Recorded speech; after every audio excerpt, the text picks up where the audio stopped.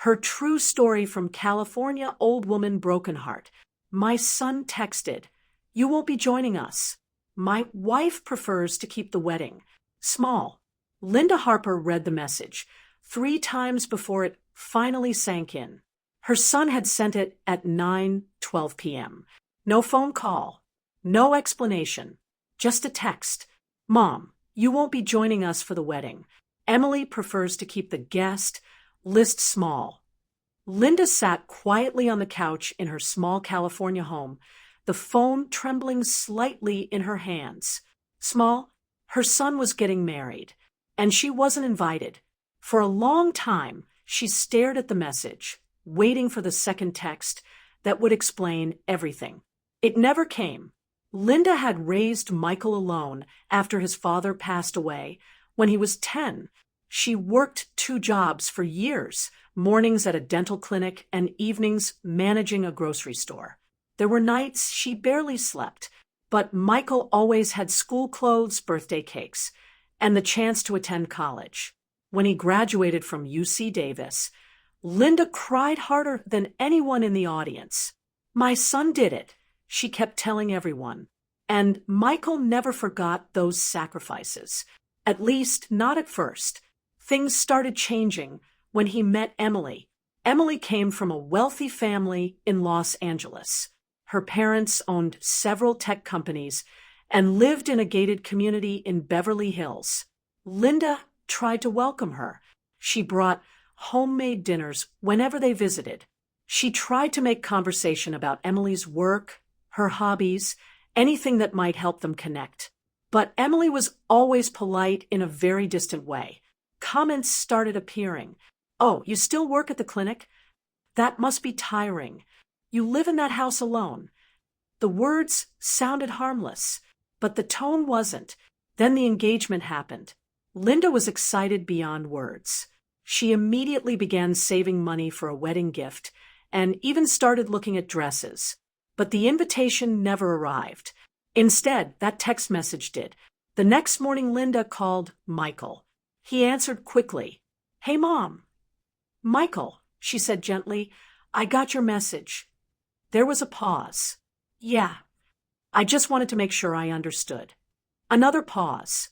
"It's just that Emily's parents are paying for everything," he said finally, "and they want to keep the ceremony very private."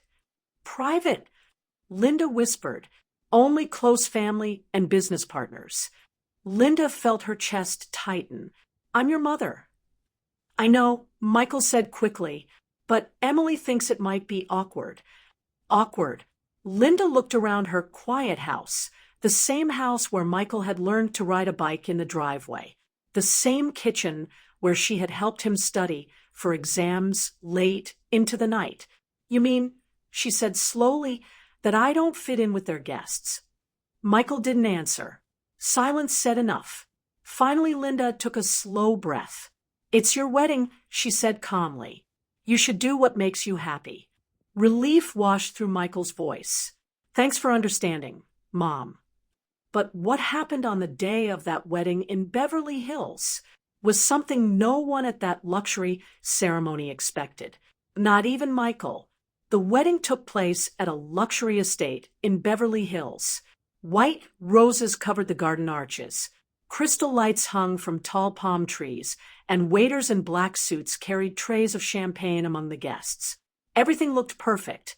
Emily's parents had invited some of the most powerful people in their social circle, tech investors, business executives, and wealthy friends from Los Angeles. Michael stood near the front of the garden, adjusting his tie while greeting guests. Everyone kept congratulating him. "Beautiful ceremony. You're a lucky man." Emily's family did an incredible job. Michael smiled politely at each comment, but something felt strange. His phone buzzed once in his pocket. He glanced at it quickly. A message from his mother. For a moment, guilt hit him in the chest. Linda hadn't called again after their conversation. She hadn't argued or complained. She had simply accepted it. The message was short. "I hope today is beautiful for you. Be happy." That was it. No anger, no blame, just love. Michael swallowed hard and slipped the phone back into his pocket. Across the garden, Emily's parents were welcoming a group of investors who had just arrived in black luxury cars. Michael, Emily called, waving him over. He walked toward her. You look nervous, she said lightly. Just a big day, he replied. She smiled and adjusted his tie. Relax. Everything's perfect. And for a while it was. The ceremony began under the afternoon sun. Guests sat in elegant white chairs while a string quartet played softly. Emily walked down the aisle in a designer dress that had reportedly cost over $40,000. The crowd admired the scene. Luxury, wealth, perfection. After the vows, the reception began in the garden. Music started. Champagne flowed. Guests mingled around candlelit tables. Emily's father soon stood up to give a speech. He tapped a glass with his fork. Ladies and gentlemen, he announced proudly, today we celebrate the union of two incredible families. Guests clapped politely. He continued talking about success, business partnerships, and how proud he was of Emily.